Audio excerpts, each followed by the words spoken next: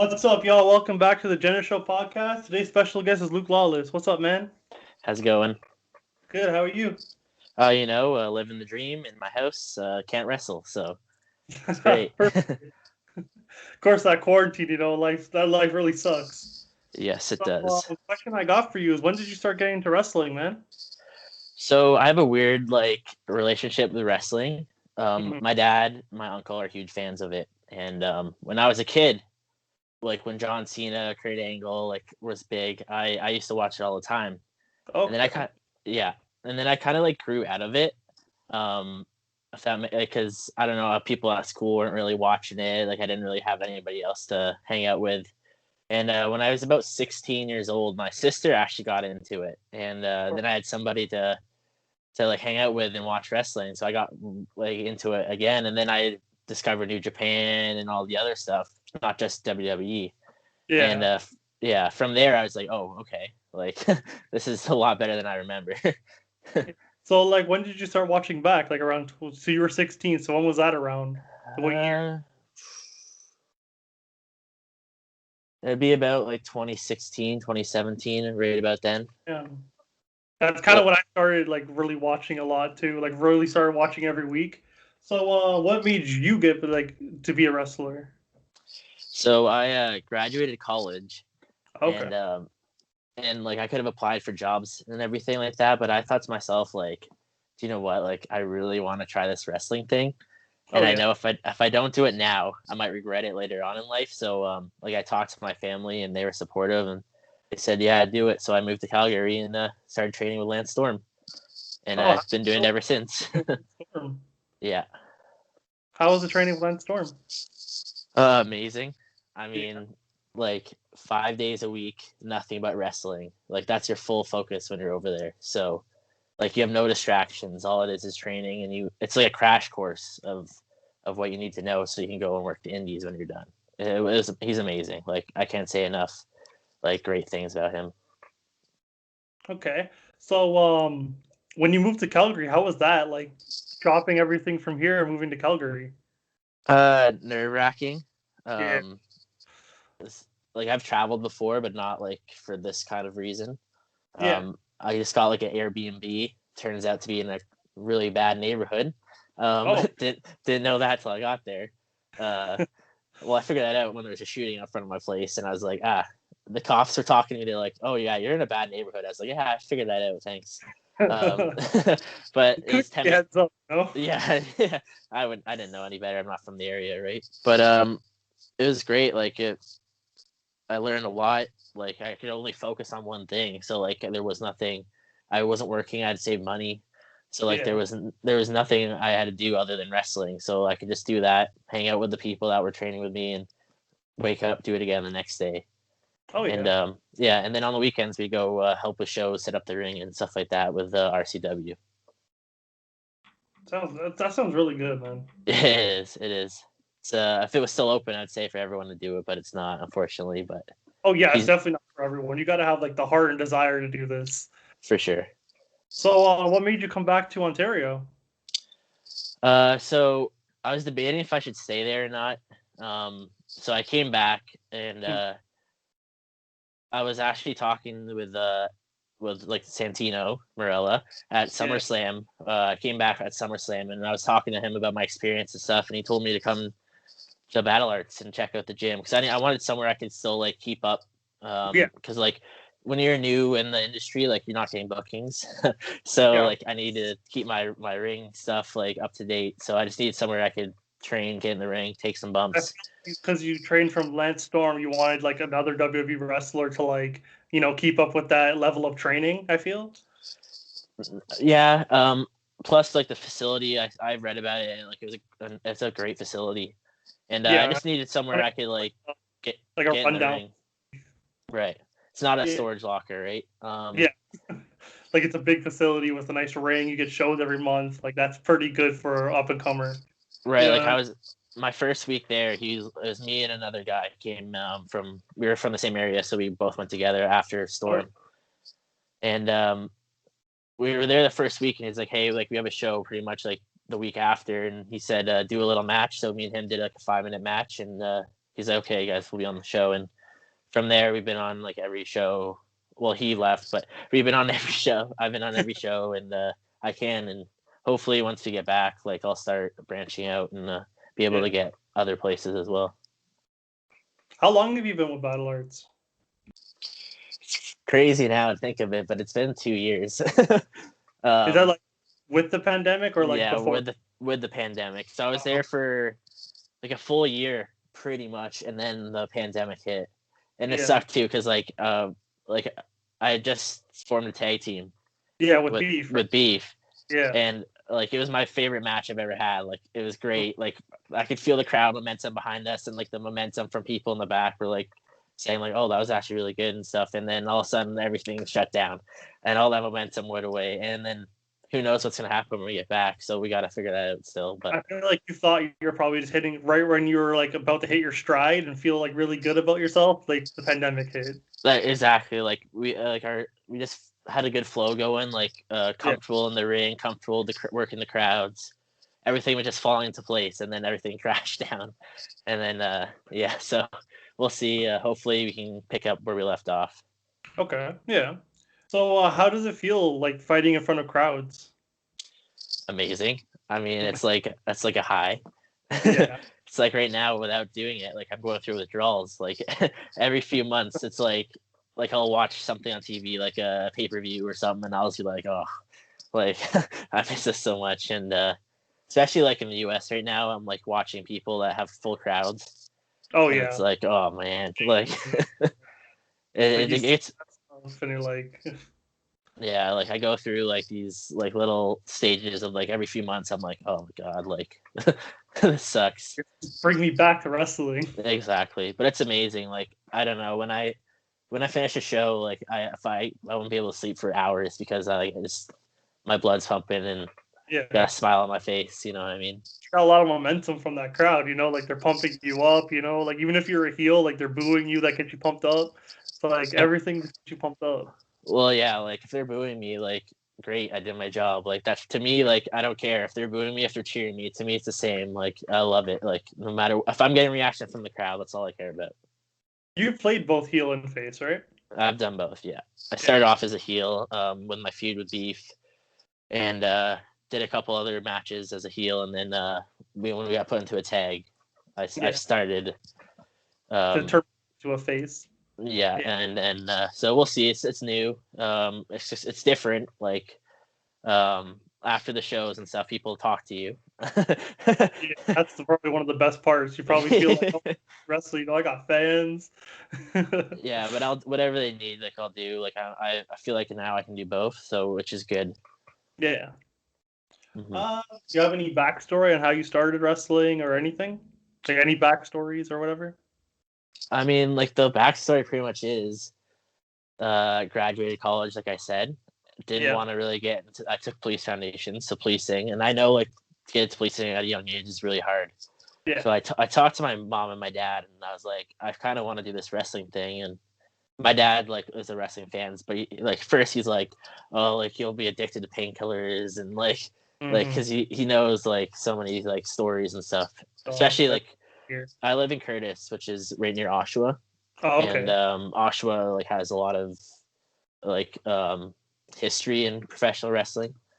Like we've had a lot of independent promotions and old time territories come through here, so like there's so many stories of like wrestlers.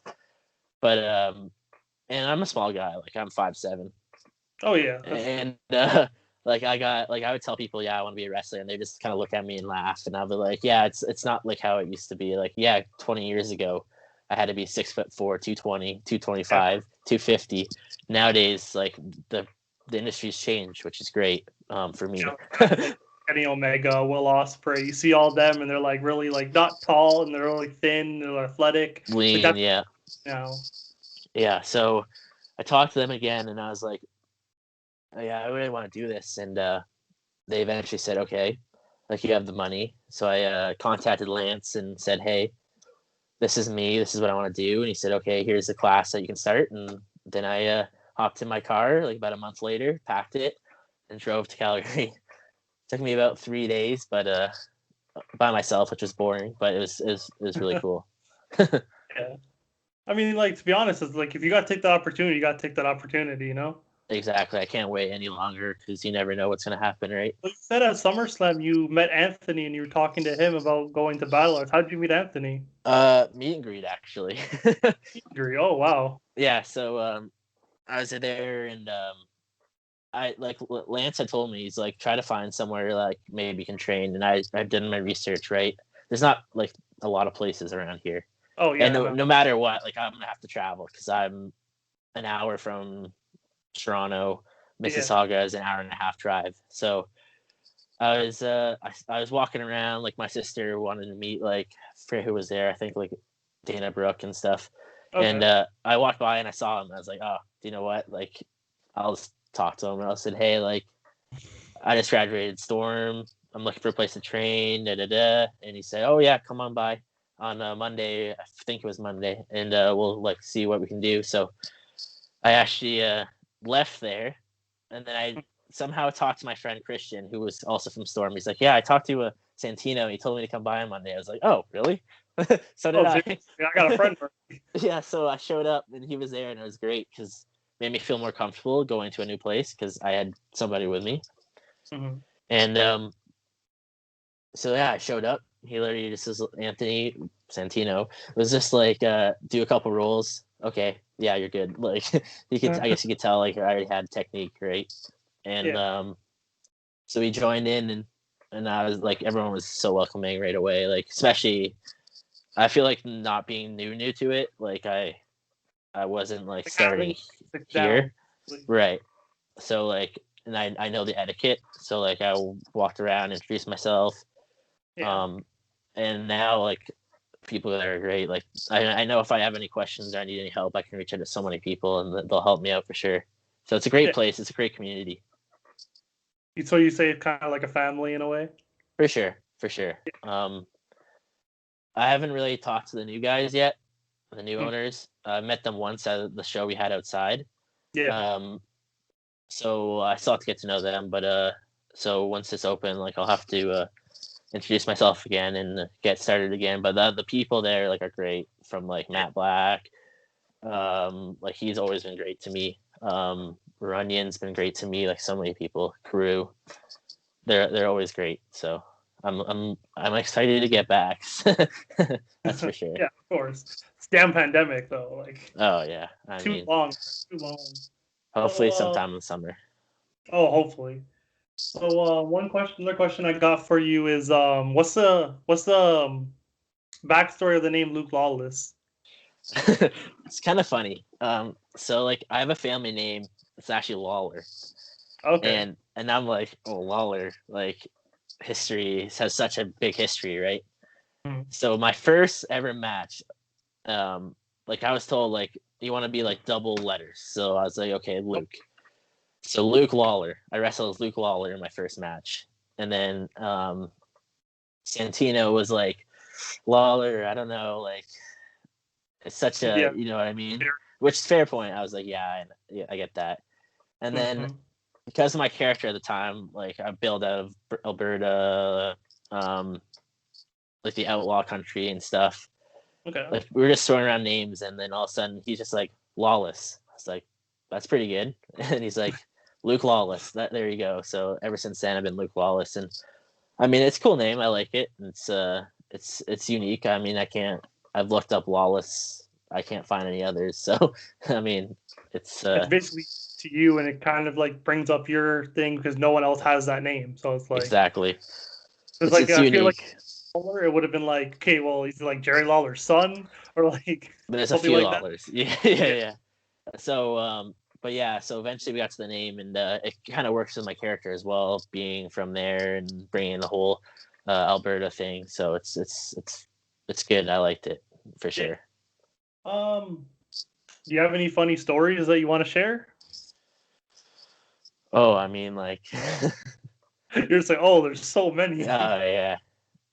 I mean, like, there's so many funny stories from like even just like we would work indie shows in Alberta, Yeah. and like we just set up the ring and kind of like I would work security. And we would literally, I was working security one day, and there's this one girl. I don't know, like they came up to me and they're like, "Okay, see that girl sitting there?" I was like, "Yeah." They're like, "She's gonna try to get backstage, and she's gonna try to talk to all the wrestlers, and we've told her a million times that she can't. So if she does, you have to kick her out." And I was like, "Okay." And Action. and for like 4 weeks straight, she would try to get to the back, and we'd have to kick her out. And I don't know, she was like in love with this one guy that was wrestling there, and she would literally just every time they would go up to her to tell her, "Don't try to get to the back, or we'll have to kick you out again." "Oh, I won't. And then like one time she went outside, walked around the building, went to the back door, and I see her going to the back door. I'm like, "What are you doing?" Like, so like I gotta laugh at it because like it was like a game. It's like every week I would be like, "Okay, she's not on her seat anymore. Let's go find her." And it was fun. But I mean, there's so many stories of like, I don't know, just crowd reactions and I don't know, just hanging out with the boys in the back. Like I have so many good laughs. It's good. If you get along with everybody, like you're gonna have an amazing time in this industry as long as you're respectful and you know what to do. I mean, like just get along with everybody and like be one of the boys, and away you go, and you'll have a good time. Gotta have a good attitude, or you can't go far. Oh no, you can't go in there saying I'm top shit or all that stuff. You won't. You can't go to the veterans and say like, "Oh, I'm better than you. I've been training longer than you." It's like these people have been here for a long time. They know what to do. They know what to not do. You know what I mean? If you're realistic with your abilities and you ask for help and you ask for advice, they're gonna respect you and you'll get along with everybody. Like that's the only thing I can tell people. It's like don't you know more than what you do. No, like be respectful and you'll get along. Like just don't. That definitely makes sense. That's not with just this. That's with anything in life, right? So. It's like you don't go to a job being like, "Yeah, I know more than the boss." Like, yeah, exactly. It's like, "Oh, you've been doing this 10 years. I've been doing it for a year. Like, let me give you some advice." Because I've seen that. I've seen people do that. Like they didn't last. It's crazy how people just feel so entitled and they think that they're better than other people. No, exactly. Especially that's a lot of people in the wrestling business. I feel like some people think they know because they've been watching for so long that they just know everything about it. And it's not true. You have to know, like, you have to listen to what your trainers tell you and everything that, like, if they tell you to do a drop kick and then you do something else, it's like, you know what I mean? Well, it's not even just that. It's like if you're wrestling with somebody that has way more experience for you, like than you, and they're like, "Okay, I want to do this," and you're like, "No, do this." Like they're gonna be like, "Who the hell is this guy?" Right? That's true. And like even if you have 10 years experience, like you're still gonna be asking people for advice. Like you can never not learn more. So like once you get to that stage, like I know I'm sure you've heard a million stories of people that like were like huge indie guys and like but they had a bad attitude and they didn't go anywhere, right? So I mean like I've met people where I'm like introduced myself like, "Hey, this is who I am," and they're like, "I don't care, go away," and it's like cool. That's like bad attitude, man. It's like you can't think better than what you know. Yeah. Another story I got is what are your future goals for wrestling and any other thing in the future for yourself? So I'm actually building a conversion van so I can live out of my van. And my goal is to get more bookings around Ontario, if not Canada, and like I'll just drive there, right? And I mean, my goal is to get my name out there to try to work more than once a month. You know what I mean? Take as much as I can. And then I don't know, like my 5-year goal would be get into great shape and to somehow get some kind of contract, like even if it's a small promotion that does like a TV show once a month, like some kind of TV time, like that's the goal 5-year plan.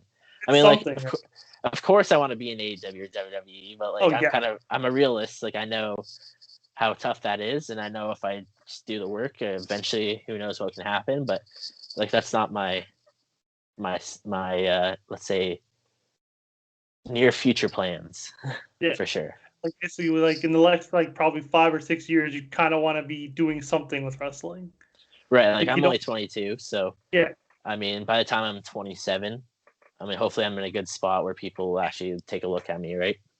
Yeah. So, what are your hobbies about outside of wrestling, or what are you interested in? Travel. I traveled a lot. I've been Australia, New Zealand, England, Wales. That must be hard for you right now. Yeah. I mean, I'm not a huge like video game guy, but I'll play like some sports games like MLB The Show and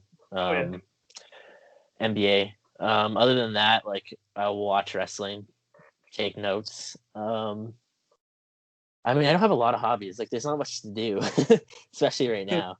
I love sports. Like, I'll watch any sport on TV, really. So, like, that's how I spend my time. Is just like working, going to the gym. Yeah. So, not a lot, and hopefully, I'll be able to spend more time on wrestling once everything's open, and that's going to be my main focus again. Yeah. So, you said you had a tag team started with Beef. How did that start? So we had like a little feud, where like I stole a win on a triple threat, where he hit his finisher and I kind of pushed him away, stole the pin, and ran off like a little heel, and and then we had the next month we had just a singles match, which I thought was pretty good. Yeah, I was there for that. That was a really good match. Thank you. And so I love tag team wrestling, and like to me, tag team wrestling, like I've kind of wanted to be a tag team, even like when I was training and stuff. And I knew like we're around the same age. I was like, hey, like we've had this little feud. Like, what do you think of a tag team? And then we're thinking of like names. I'm like, you're Beef. I'm Luke Lawless from Alberta. You're from Alberta, and your character, Alberta Beef. Like it's a brand, it's a thing. Like, and like we started laughing. And we're like, that's a good name. So we kind of like pitched it around to some people. I'm like, what do you think of this? And they're like, oh, that's good. I was like, okay. So we went up to Santino. We're like, hey, like we have this idea for a tag team. We'd love if you would put us together and put us on the show. And he's like, I don't know what the name. And I'm like, no. Like that's the name. And that's the name. Yeah. And so he's like, okay. So we had our first match. There's like one guy was his first match, but against Asian-ish was their name, and that's with Justin and Luch, I think. Right, and Luch is great. Like Luch is amazing. Justin was good too. Like it was his first match, but like he was like picking it up fast, and he's like, "What do you want me to do?" That was his first match. Oh, yeah, right. I know it's great, and so we put together this match, and we're like, well, we'll see like how this crowd reacts. So we went out, they introduced us, and we're both like tag team fans. So we're like, okay, we have to do like our tag team moves. Like we're gonna have to, you shoot in the corner, come get me, take me, and I'll shoot you. And that's one thing I find is kind of lacking. And a lot of tag teams that I've seen, like, is the actual tag team moves. So like you'll see a lot, like, not specifically tag teams, but like they'll throw two people together in like a tag team match, and they just do two singles matches in a tag team match, right? Yeah, they have no chemistry together. So we put together like some tag team moves, and like we actually like got some response. Like when we went to the back, some people came up to us, they're like, "Oh, like that was great. You guys were actually working together." I'm like, "Yeah, like we want to be a tag team. Like this is like our plans for the foreseeable future." And so we went out. The crowd loved it. Like they came up to us like the whole time we were wrestling. Like I could hear like the crowd just like behind us. And like I left that day, like me and Beef were like, oh man, like we have so much momentum. Like I wonder where it's gonna go from here. And then, COVID. Like we locked down like 3 days later. Like Beef and his chant was really over. Exactly. So like we had that coming into it. Like Beef was already over. I was the heel against Beef, so we kind of they're like, oh, we know these guys, right? Like they have a past. Yeah. And I don't know, like it just worked. Like it just kind of clicked for us, and hopefully we'll be able to do it again. We'll see what the plans are when we get back, but I loved it. Yeah, exactly. I don't know, like I feel like if we stick as a tag team, like put our heads together, like we can do something for sure. If I have to go back to singles, I'll go back to singles. Like not a big deal. I can do both, right? You're a pretty good single star. You're a good tag team star. Like you can do whatever. You're basically a utility man. Well, I mean, everyone has to be, right? Like if you want to go anywhere, you got to be able to do everything. So It's like they don't want, like, I feel like bigger promotions don't want someone that can just do one thing, you know? No, for sure. A few, whatever they tell you, like I want you to do this, I want you to do this. If you can't do it, they don't need you, right? So, Hmm. I mean, you gotta be versatile for sure. What did you think about the Battle Arts Pro shows when they started them? Sorry, can you repeat that one? It kind of cut out. What did you think about the Battle Arts Pro shows when they first started them?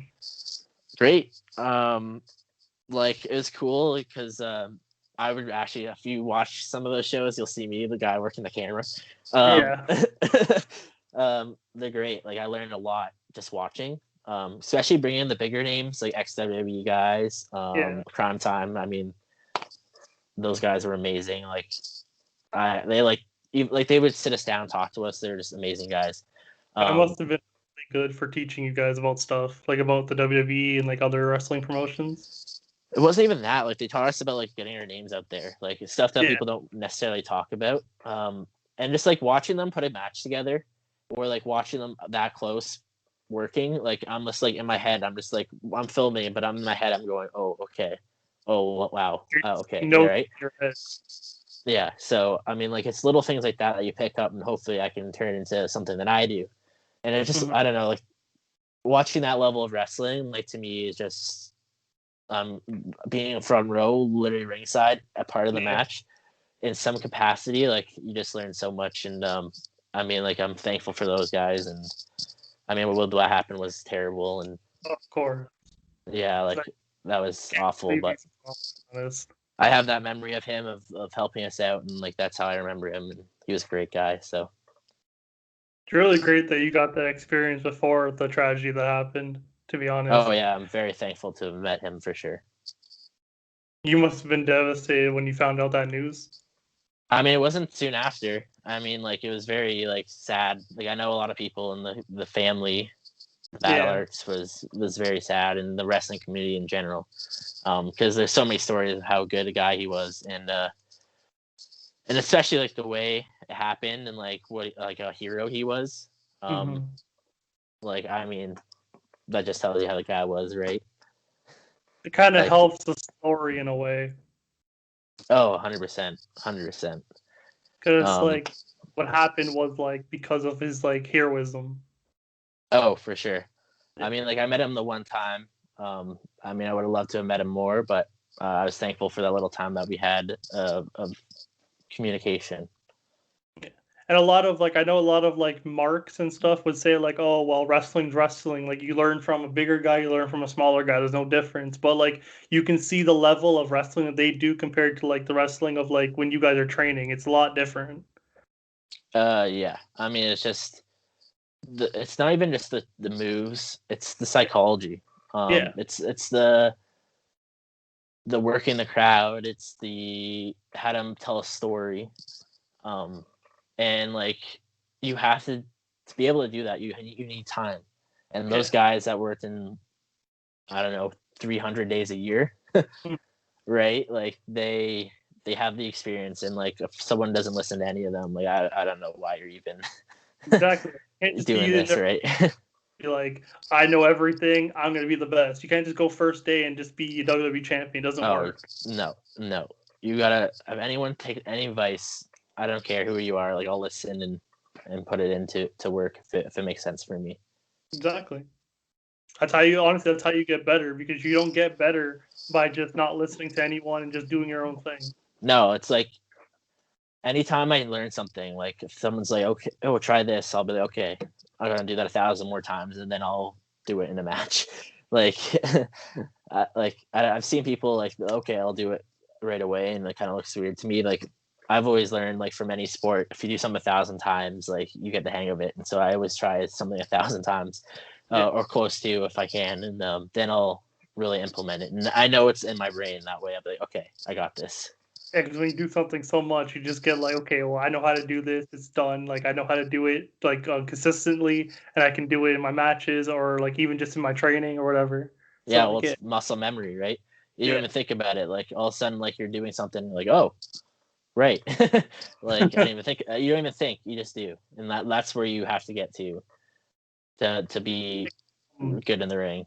I just like remember I was like doing a little bit of training at Battle Arts for a bit, and the first thing they told me was to always wipe your feet in the ring, or like before you get into step into the ring, and then like when you're on the ring apron, and then you Mhm. get into the like that had to stick into my head. And then I stopped doing it for once, and then they yelled at me, and I was like, oh shit. I didn't even think about that. It just like I don't know. To me, like you get on the ring, that's what you do. Like you watch like a match, like, and I'll do it like before I get in the ring in a match. It's just something that's ingrained in you. But like I said, like it comes with time, right?